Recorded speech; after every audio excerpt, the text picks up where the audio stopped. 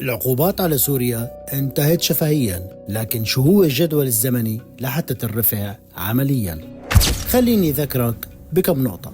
جزء كبير من العقوبات الأمريكية مثل قانون قيصر 2019 لا يمكن إلغائه بقرار رئاسي لأنه بحاجة إلى تصويت. وكمان تصنيف سوريا كدولة راعية للإرهاب من عام 1979 مرورا بقوانين المحاسبة 2003-2004 بتتطلب إجراءات تشريعية ممكن تمتد ل6 أشهر وأكثر. العقوبات المفروضة بموجب القرار 1267 المتعلق بالإرهاب تحتاج ل4 مسارات قانونية، أهمها موافقة لجنة العقوبات الخاضعة للتصويت بمجلس الأمن.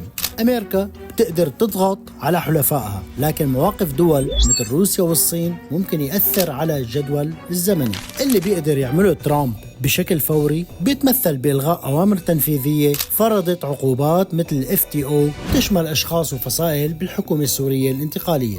بشكل عام بمجرد الإعلان عن رفع العقوبات دخلت سوريا بمرحلة التعافي الاقتصادي، بدءا من إعادة الأصول السورية المجمدة والمقدرة ب 173 مليار دولار وصولا لجذب الاستثمارات وإطلاق مشاريع إعادة الإعمار. رفع العقوبات هو عملية تدريجية ممكن تستغرق أشهر، لكن الآثار الإيجابية بدأت بالفعل، واليوم سوريا رح تكتب فصل جديد بتاريخها، فمبروك لكل السوريين.